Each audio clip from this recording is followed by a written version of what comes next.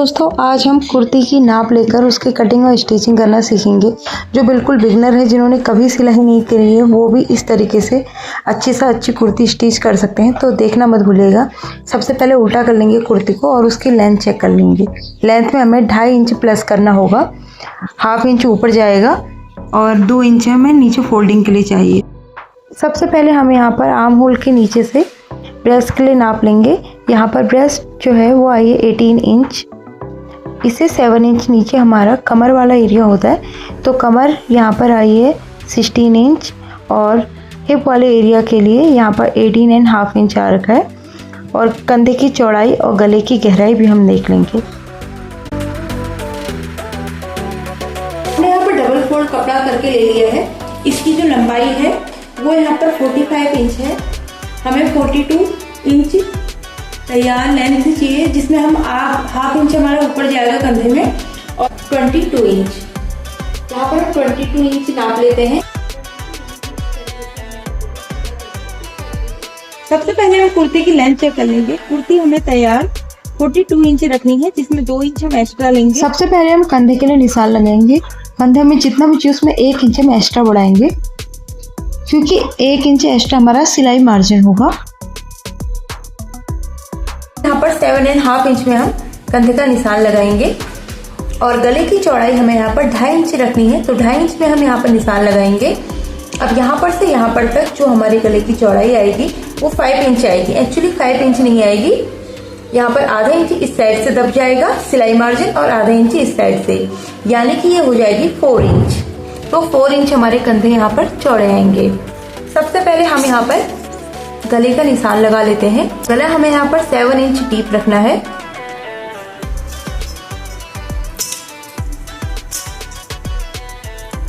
Seven inch पे इस तरीके से हम गले का निशान लगा लेते हैं।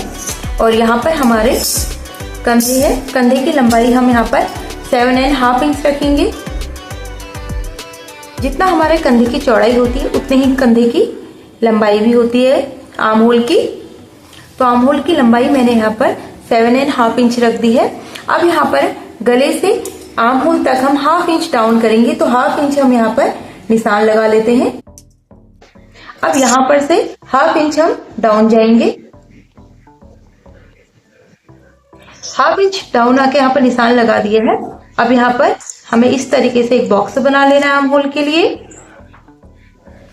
यहाँ से इस तरीके से तिरछी लाइन हम 1 इंच पे ड्रॉ करेंगे, हल्का सा निशान लगाएंगे 1 इंच पे। और जितना भी हमारा आर्म होल यहाँ से यहाँ तक आया है उसका हाफ करेंगे। 7 इंच आया है, 7 इंच का हाफ करेंगे।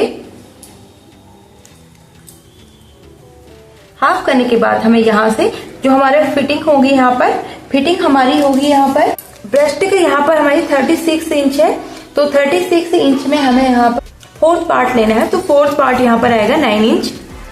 एक्स्ट्रा हमें इसमें सिलाई मार्जिन कुछ भी नहीं लेना है, क्योंकि हमने इसकी नाप सूट से ली है। तो 9 इंच पे मैं यहाँ पर निशान लगा देती हूँ। अब 9 इंच से यहाँ से ऐसे गोलाई देते हुए हमें इस तरीके से गोलाई देते हुए हमें निशान लगा लेना है। अब इसी तरीके से हमें फ्रंट का आर्म होल का निशान लगाना है। फ्रंट के आर्म होल के लिए हम यहाँ पर से 1 इंच अंदर जाएंगे और यहाँ पर से हम इस तरीके से तिरछा निशान लगा लेंगे। 1 इंच हम फिर से इस तरीके से तिरछी लाइन पे आएंगे और यहाँ पर फिटिंग वाले निशान से ही हमें इस तरीके से यहाँ पर तक हल्की सी गोलाई देते हुए फ्रंट का आर्म होल का निशान लगा लेना है। तो देखिए, ये हमारा पिंक वाला फ्रंट का निशान है और ये हमारे बैक आर्म होल का निशान है। तो आर्म होल तो हमारे बनके तैयार हो गए हैं और हमारे यहाँ पर शोल्डर डाउन भी दे दिया है। अब हम लगाएंगे यहाँ पर फिटिंग का निशान। तो ये तो हमारी ब्रेस्ट की फिटिंग का निशान है, जो हम पहले ही लगा चुके हैं। अब यहाँ पर से हिप की लेंथ है वो कितनी होगी, तो यहाँ पर हिप की लेंथ हमें तैयार लेंथ हिप की यहाँ पर चाहिए 20 इंच। 20 इंच हमें यहाँ पर तैयार लेंथ चाहिए, तो हम यहाँ पर 28.5 इंच पे निशान लगाएंगे। वो इसलिए क्योंकि ½ इंच कंधे में सिलाई मार्जिन में जाएगा। ब्रेस्ट से 7 इंच नीचे जाएंगे, यहाँ पर हमारी कमर का निशान लगेगा और जो भी नीचे होगा वो हमारा हिप का निशान होगा। ये 7.5 इंच में लग रहा है। कमर 31 इंच है, 31 का 4th पार्ट होगा 7 and 7/5 इंच। 7 एंड 75 इंच पे निशान लगा देते हैं। ये हमारी कमर है और हिप की चौड़ाई का नाप 37 इंच है। 37 यानी कि 9 एंड 9.1 इंच यहाँ पर हमारी कमर हिप का निशान बनेगा। तो 9 इंच पे 0.1 प्लस करके हम यहाँ पर हिप का निशान लगा देंगे। इस तरीके से हमें लेग कर्व का यूज करके बहुत अच्छी फिटिंग हम दे सकते हैं। अगर आपके पास नहीं है तो आप इस तरीके से निशान लगा के भी ले सकते हैं, लेकिन मैं आपको आज लेग कर्व स्केल से बताऊंगी कि कैसे लगाते हैं। सबसे पहले जो ब्रेस्ट वाला एरिया है उसमें स्केल को इस तरीके से सेट करेंगे और कमर तक के निशान पे इस तरीके से हमें ड्रॉ कर लेना है। देखिए ये हमारा निशान बन के तैयार हो गया। अब हमें इस स्केल को इस तरीके से पलट देना है और कमर से हिप तक के निशान पर इस तरीके से हमें निशान लगा लेना है और यहाँ पर जो कोना बनेगा उसे हल्की सी गोलाई दे देनी है, कुछ इस तरीके से। अब हमें इसमें जो एक्स्ट्रा मार्जिन तो लेने की जरूरत है नहीं, क्योंकि ये तो हमने सूट से नाप ली है, तो हमें इसमें एक्स्ट्रा मार्जिन के लिए सेम टू सेम इसी स्केल को रखना है। इसी के हिसाब से हम एक्स्ट्रा मार्जिन भी ले लेते हैं।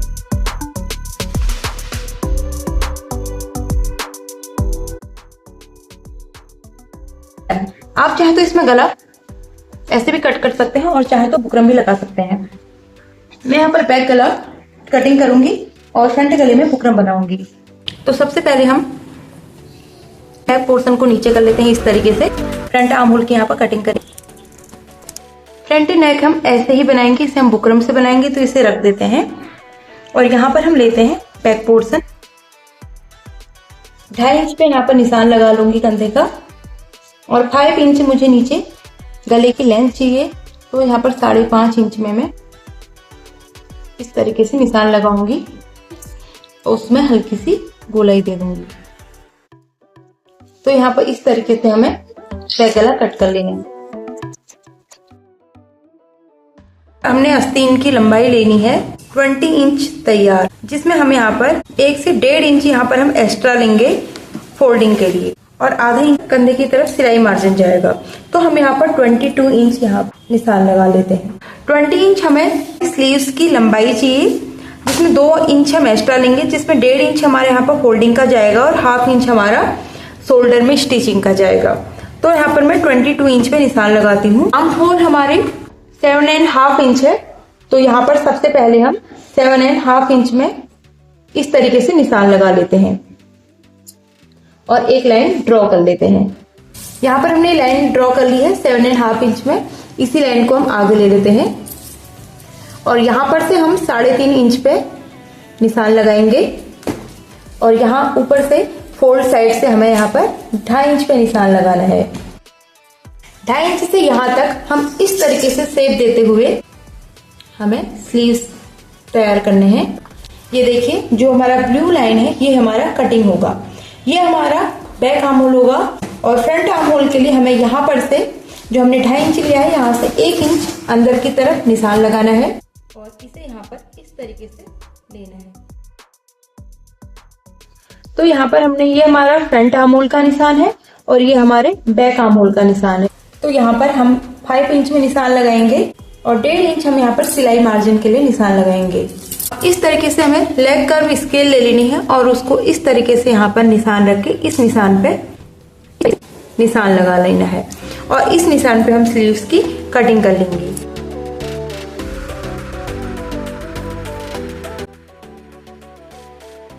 स्लीव्स की कटिंग हो चुकी है। अब जो हमारा फ्रंट आर्म होल है उसको हम कट करेंगे।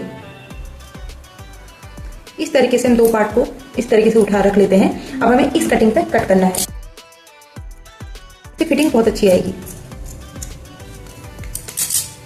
तो यहाँ पर हमारा फ्रंट आर्म होल भी कट हो चुका है। अब हम इसकी स्टिचिंग करेंगे। ये हमारा एक्स्ट्रा बचा हुआ कपड़ा है, ये इस तरीके से ओरेव है और इस तरीके से ये बिल्कुल सीधा है। तो ओरेव वाली साइड में हमें निशान लगा के ओरेव पट्टी कट कर लेनी है। ये 1.5 इंच चौड़ी स्केल है, इसी के अकॉर्डिंग मैं पट्टी कट करूंगी। इस तरीके से स्केल को टेढ़ा रख दूंगी और निशान लगा लूंगी। तो देखिए इस तरीके से ओरेव पट्टी यहाँ पर कट के तैयार हो गई है। तो देखिए अब हमारी आती है गले बनाने की बारी। यहाँ पर मेरे पास पहले से ही गले बने हुए का एक थोड़ा सा पीस बच गया था, तो कोई बात नहीं, मैं इसको यूज़ कर लेती हूँ क्योंकि ये पोर्शन हमारे यूज़ नहीं होगा। यहाँ पर हम इस तरीके से शेप में नेक बनाएंगे जो ऐसे शेप में आएगा। ठीक है, ये देखिए, ये और ये ऐसे कटेगा। अब इसी शेप में हमें 1-1 इंच पे निशान लगा लेना है। तो इस स्केल की हेल्प से हम इस तरीके से देखिए,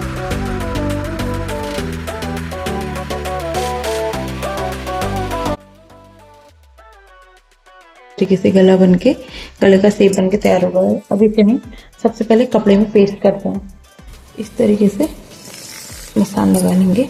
5 इंच हमारा तैयार गला है, तो 5 इंच पे हम इस तरीके से निशान लगाएंगे। बस वीडियो बहुत लंबी हो जा रही है, स्टिचिंग की वीडियो नेक्स्ट वीडियो में डालेंगे। तो अभी के लिए इतना काफ़ी है। अगर वीडियो पसंद आए तो चैनल को सब्सक्राइब और वीडियो को लाइक जरूर कीजिएगा। थैंक यू, मिलते हैं नेक्स्ट वीडियो में।